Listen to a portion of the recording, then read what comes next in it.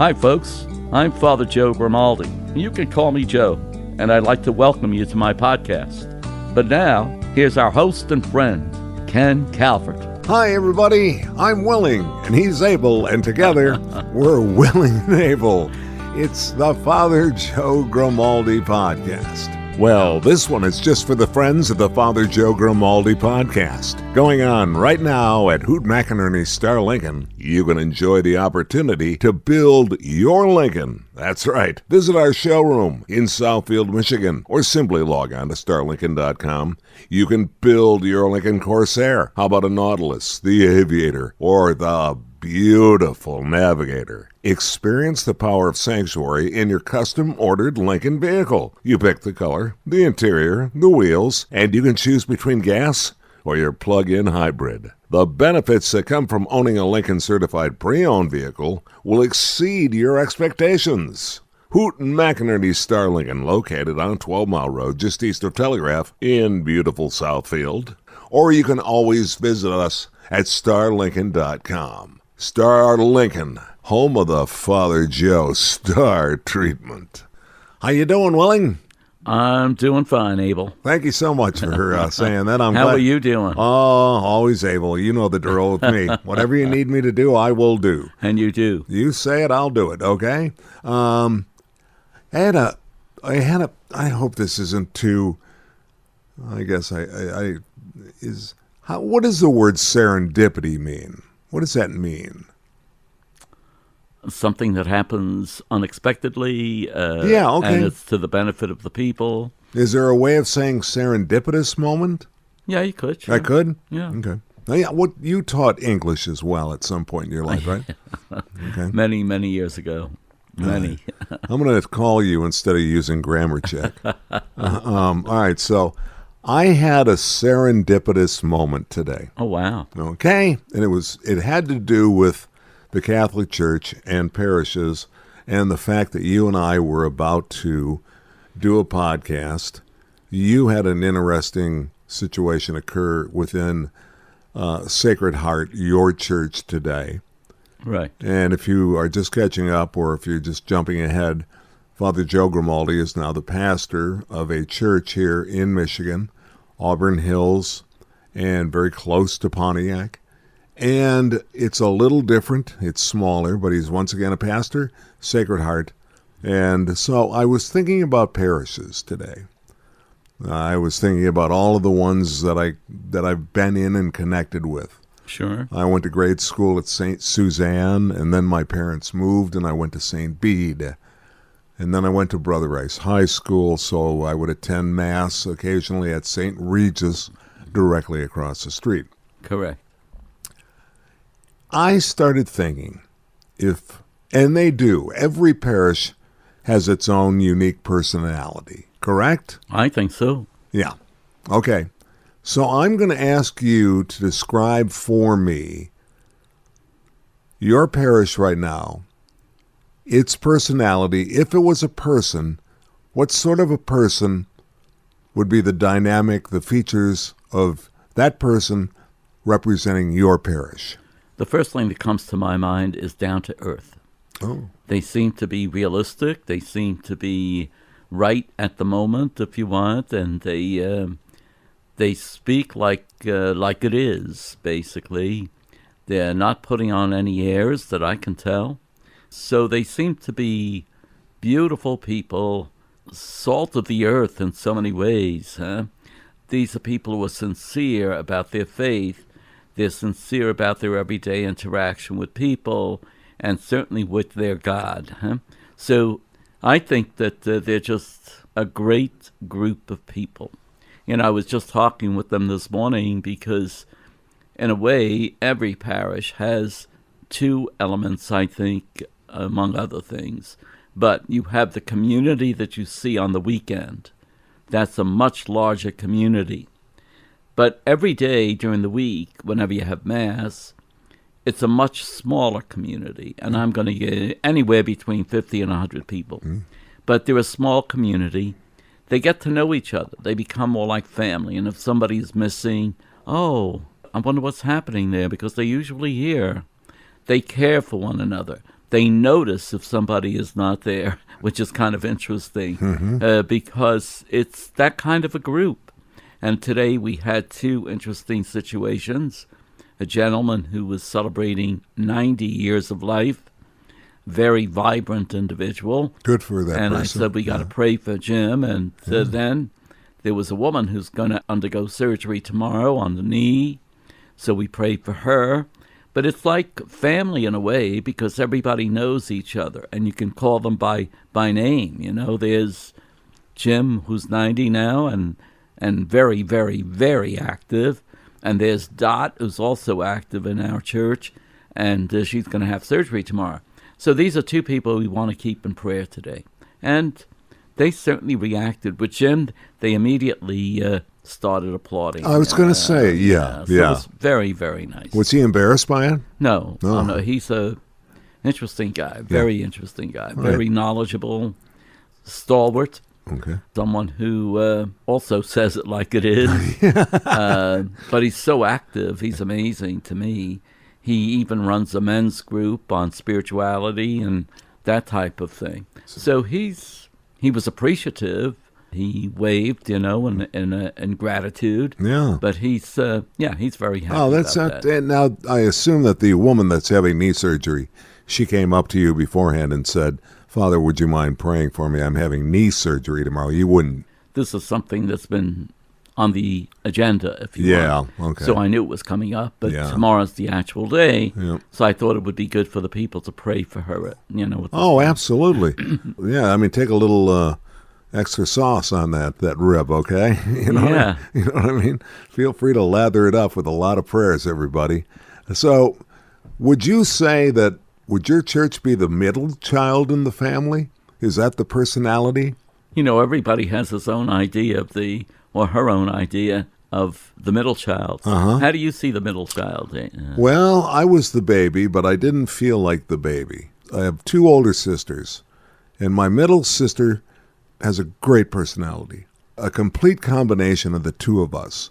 My older sister, Colleen, and then me. The shenanigans and the character, the personality that I was, and the attitude and the ability that my older sister had, the gift of being very bright, being very, very bright. But she also got that element of like, he always gets it or she always gets it. In other words, I'd never get it. And I get that with the middle child, especially if it's just three. They always tend to be looking up at somebody that's getting all the praise or down at somebody that's getting all the and praise. looking at me. Yeah, and look at me, Mom, look at me, but never got that. I don't get that impression of that parish. Okay, so That they're very matter of fact. And in a good way. I don't mean that in a... so they would be like sort of the older person in the family. They Yeah. See, and the parish has been there since 1944. Oh, okay. So it's it's not a new parish by any means. Right, okay. And the people that are there are very much aware of what went on in that parish. I know that you enjoy talking about Queen of Martyrs. Yeah. Well, I think because you had a lot of relationships there. Yeah, a lot of them. Yep. And, we have the wall of all the past pastors. And sure enough, there's a couple of them that I remember, Father Dacey, and a few others that are up there who had been at Sacred Heart. And, I remember him. No kidding. It's great to look at those pictures. Because so much happened to me between the ages, between the 3rd grade and the 9th grade when I was accepted at Brother Rice. Not accepted, but I went to Brother Rice. But so much happened in my young life between the ages, whatever I would have been in 3rd grade, 9 or 10, until I really grew up. That's when a lot of really important things were happening in your life. Bet your life. And so, I'll never forget. And my father's position at St. Bede, he was an usher, and I think he was the head of the Ushers Club. And, of course, we did a lot of different things that really sort of left a stamp on our personalities. And I think that's important for people. Oh, I think that's a great thing. But there is not a school with Sacred Heart. Oh, no. Well, there was at one time. there was. But not Yeah. presently. I don't know if it'll ever come back. Was there a building for it? Oh, there still is, yeah. Actually, the school is there, and we use it for different reasons, but one of the main reason is that the Knights of Columbus, which is a very large group, Yeah. they meet there with the Grand Night. We have a Grand Night in our parish, and they're active. They're a real benefit to the parish. I think we always know about the Knights of Columbus by donating. They donate quite a bit of money to the archdiocese, to Rome, and so on. They're the people that look great at funerals, and the people that always have the sword and the all of that kind of thing. We allow the sword at Sacred Heart. They've sort of tamped down the sword with the Knights of Columbus. But I certainly love nothing more than to see a wedding come through with the swords, the canopy of swords. No, they do a great job with all of that. But I think one of the things they do is participate directly into the parish. Usually they're more involved with the archdiocese, and which they are, by the way. But this group has a very steady, active type of ministry within the church. For example, starting March 2nd, I believe it is, the beginning of Lent, they're going to have every Friday, they will have their fish fry. Yep. Now we're talking. There we go. But they really do a great job with that. They also have a monthly movie, which at first I didn't think was that popular because I'm new to the place, but it is. So they provide a pizza dinner or whatever the case might be. Then they show a movie that's not overly religious by any means. Yeah. Now, for example, there's a new movie that's adapted on It's a Wonderful Life.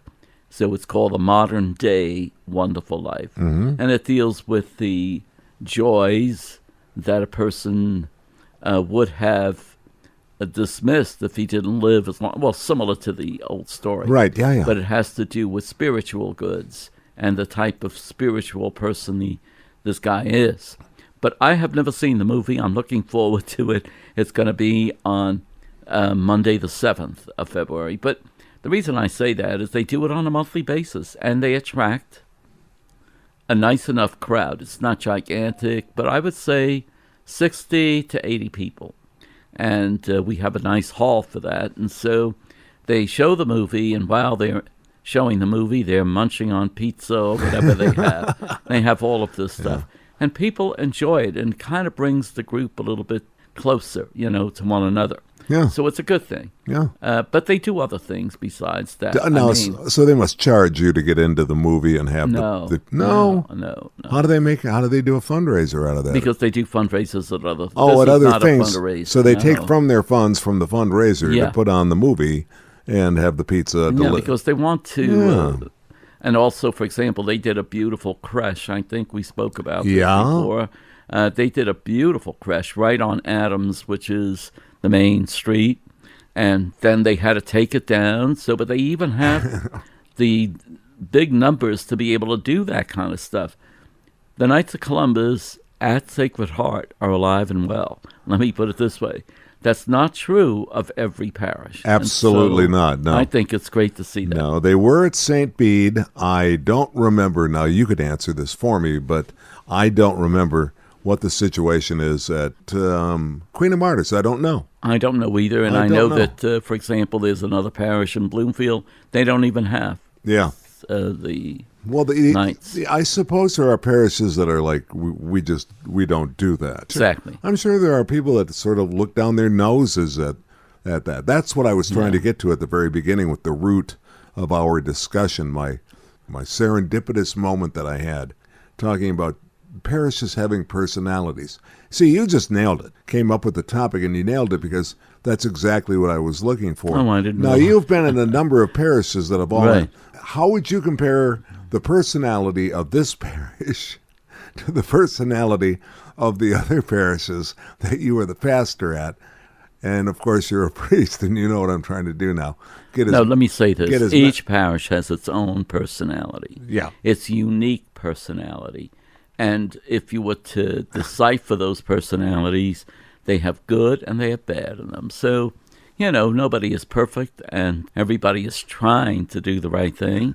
So it's hard to make a comparison because you're going to compare apples and oranges. And it's difficult because a lot of that has to do with where are you located, what is the financial level of the people involved, what is the age group of the people involved. Yeah. So all of that shapes the type of personality that the place is going to have. And so none of it is bad, none of it is good. It's just a matter of being different. So I just happen to mention where I am right now, Yep. where the Knights are thriving. They're doing well. They would volunteer for anything that I would ever ask them to do. And the parishioners are the salt of the earth. They sure are. And it's like they're good people. They're down to earth. And they're good people. And I bet by God they're working class heroes. They're all... Yeah, well, yes, all different types. Yeah, that's what I mean. Yeah, they're not afraid to lace them up and go to work each and every day. Right. But they sit at desks as well. So, it's a combination. Yeah. And so many now sit at their desks at home every single day. Correct. Which, in a way, may be a better thing for our churches because of the fact that people can indeed sort of head out in the morning. Of course, your morning mass is at 9 o'clock, which is doable for a lot of people, but a lot of people are in front of their screens already working at that point. Correct. Other churches nearby have it at 7 and so on and so forth.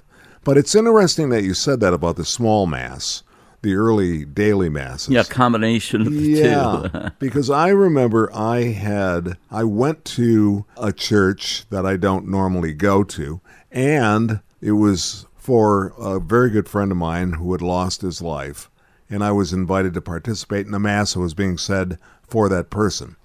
And it was a very small group at a church where there were only about 20 people at the mass. And I'll never forget because they all came, some were in jogging outfits, some were in business suits, heading off to work. Others looked like they had literally crawled out of bed and rolled right into the chapel.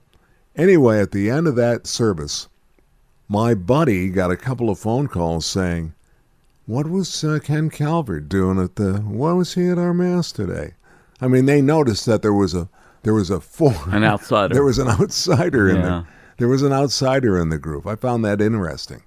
Yeah, it's a group within the group. Obviously, on Sunday, there's going to be a whole bunch of different people, but for that morning mass, because they're small in number, they all get to know each other. And even when you have a newcomer, and that newcomer stays for the next day or whatever the case might be, then he becomes or she becomes part of the group. Right. So it's not that they're eliminating people, but the group can grow.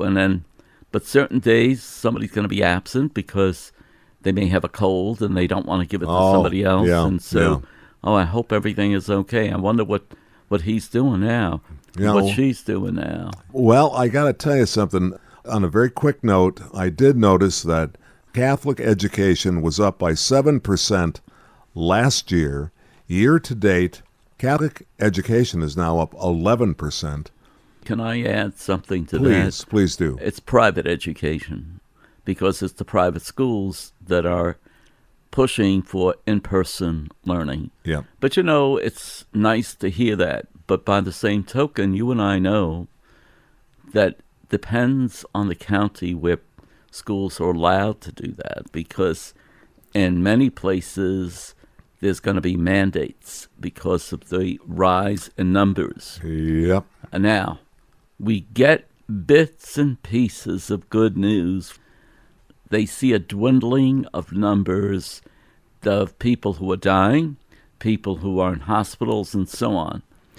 But I think the region we're dealing with, the different counties are now mandating masks for everyone. Now, a lot of parents feel my child does not need to wear a mask. Mm-hmm. And I'm going to fight that right till the end. And this is where we have a lot of disagreement. You brought up an interesting point because someone has asked me to deal with the diocese. Why does the diocese have to follow Oakland County? Because I want my kids to be free of wearing masks. Well, I'm not going to get into any politics on that. I just simply say we have to go somewhere. This is a real thing. It's really happening. Mm-hmm. This is not just a hoax. And so we're going to use whatever means seem to be correct in stopping this. So for your child to be able to continue going in person, wearing a mask is not a big deal, I don't think. It's not a big ask. No, it's as not. As they say. And I got to tell you something. I don't know how many times, how many ways, how many different framing opportunities you put on this mask issue. We are going to be wearing masks the rest of our lives, ladies and gentlemen, at some point. Yeah. So let's just be done with that. But I'm encouraged, but I understand what you're saying. Have you got a prayer for us today? I'll start a prayer. All right. But anyway, it's going to be... You want me, wait, don't make me do the cowardly lion again. No. Put 'em up. Put 'em up. I'll fight you with one paw behind my back. I'll fight you with both paws. Let them just do the prayer, will you? I'm so scared. Yeah. Father Joe Grimaldi, ladies and gentlemen. Speaking about returning to school during a pandemic, Heavenly Father, please hear us when we tell you of our concerns of sending our children and educators back to school.